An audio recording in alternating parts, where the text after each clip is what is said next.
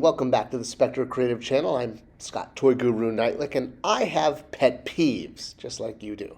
Well, I mean, as a writer, I tend to have grammar pet peeves, whenever I see people using double negatives, triple negatives, and the rare quadruple negative.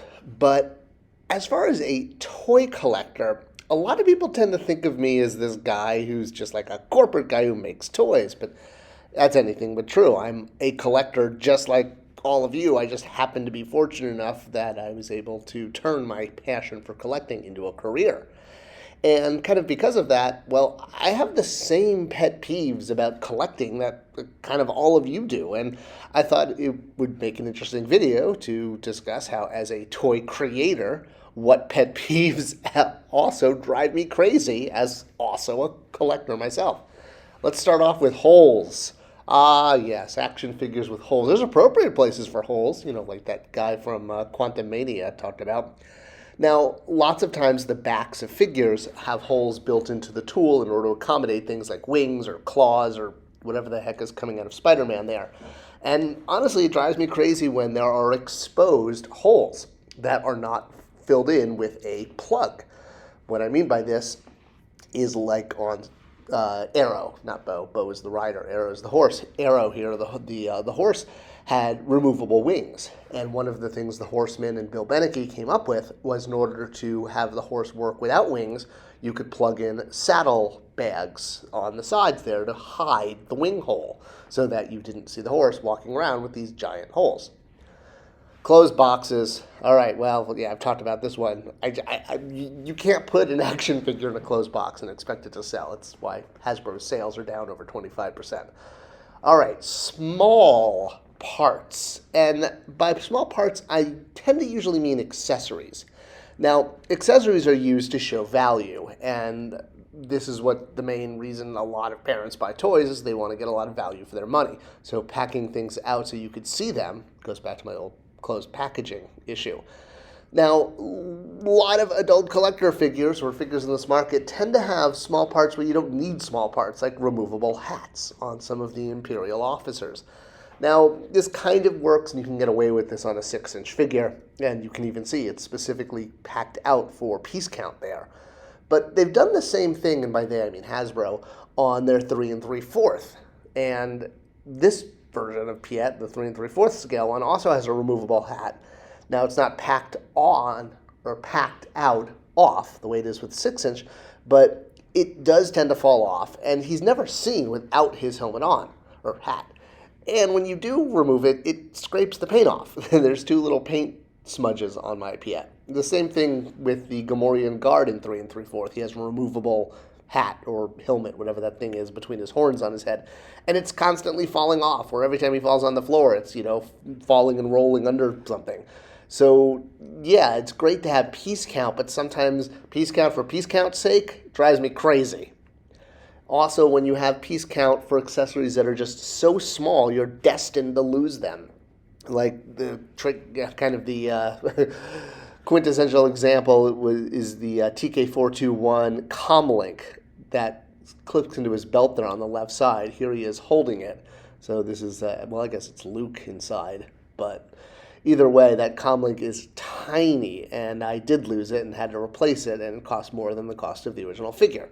Oh, or look at this, when figures hit the floor, like Wolverine here, and small parts fall out of them. That drives me nuts. I mean, come on. Wolverine's claws should not be falling off of his hand. You can barely see them against the carpet. I had to, do a major minesweep operation to make sure I found them.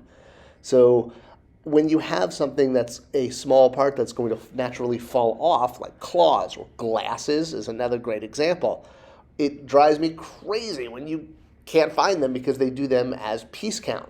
When instead, you could still do piece count, but do it as a separate head is the solution that I always say. So as an example, this Beast figure from Marvel Legends that came with removable glasses, yeah, sure they're removable, but they sure don't stay on. I had to glue them on with blue goo just to get them on his face and to keep them from falling off. So instead of doing removable glasses for piece count, do what other companies like NECA do and just do second heads, one with the glasses, one without. It works perfect for Doc Brown, and this way you're not constantly losing those glasses. Mattel has done this. Mattel did this with the Hammond figure, with glasses on, with glasses off. Or I guess it's more hat on, hat off in this case. But the point is, you can do alternate heads that reflect these kind of small differences without losing the accessories. Or you can mold the accessories into the hand, like on like the evil angler device that the Angle has there. Speaking of hands, another pet peeve I have is when the standard hands that come with a figure don't fit who that figure is. Now, it's really cool that we get a lot of swappable, removable hands these days. Sure beats the old Toy Biz system of articulated fingers, which climaxed in the Legendary Heroes line that had articulation on every finger. And it's great to have all of these options, but when you have standard hands or you only have one set, what drives me crazy is when they don't match, such as these Luke Skywalker figures from Mandalorian. Both in 3/4 and 6-inch have gun trigger fingers. Now, Luke does not use a gun in this form at all. He's a full Jedi Master at this point.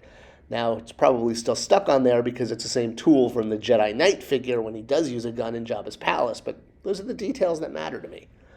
All right, another one is when you're overcharging for one item at retail in order to compensate for other items not doing well. Kind of the whole robbing Peter to pay Paul. The classic example going on right now at retail are customized items. Customized items from multiple toy companies are being retailed at much higher prices compared to a regular mainline equivalent. So yeah, 3 3/4 Star Wars figure for $25. Okay, $24.60, but that's because I'm in North Carolina where taxes is low. Still, that's not the price of a mainline item. $31.49 for a Marvel Legends. Again, same thing. What retailers and toy makers are doing is they're using the customized program to make up margin for mainline items that are not delivering. Normally, customized items are almost a complement. All right, paint, another pet peeve of mine, or really rather lack of paint. Because when you don't paint a toy, it looks cheap.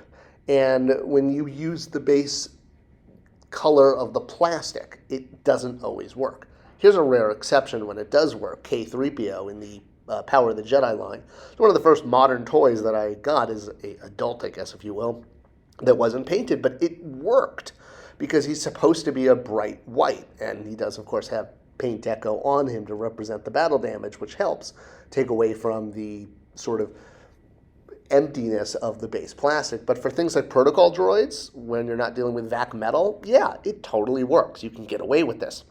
But this is not a technique that works with every single figure. And a lot of times, and honestly, I'm picking on you, Marvel Legends, like this Molten Man you could see on the left versus the one on the right, Photoshopped to have a wipe. Now, I'm not saying you have to do every little flame detail like he sometimes appeared in the 1970s, but without that extra wipe, toys tend to look very inexpensive and cheap. Masterverse is notorious for this. These figures look cool sculpt-wise, but if you compare them to something like the Classics line, which always had a wash or at least some kind of coloring of the plastic, it wasn't just the raw plastic, because raw plastic looks cheap and it doesn't always work. It makes it look more like, I mean, you don't want to go overboard like this custom job here where, you know, every little crevice is hit by a wipe or a paint op, but come on, something. If you look at a Classics figure on the left and a Masterverse figure on the right, you can see the color of the skin, the color of the armor. It's all just base plastic, and it just looks a lot cheaper and less dynamic, less deluxe than a figure that even has minor wipes or just at least coloring in the plastic.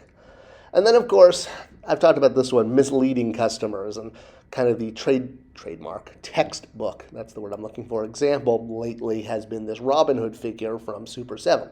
Not only does the figure not hold its accessories correctly, I mean, try putting the arrows in his hands, they just slip right out, but from my interpretation of the advertising, he was missing half the figure. I mean, if you look at this Super 7 publicity shot with the hippo there from Fantasia, you are getting everything you see.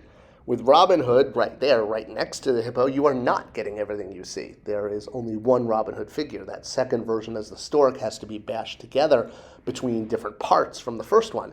But all of their publicity images, all of the marketing shows two figures. And I assumed when I was buying this toy that I was going to get all the parts to make two. But lo and behold, nope, no second torso in this.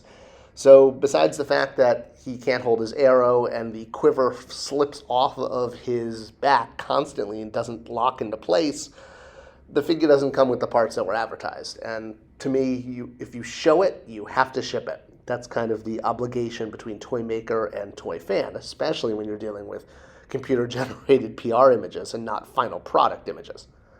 All right, so did I hit on pet peeves that you share too? Let me know in the comments below. Did I miss any big ones? What other pet peeves do toy collectors have? Let me know. Let's talk in the comments. Thanks for watching. Thanks for sharing, as always, and I'll see you guys in the next video.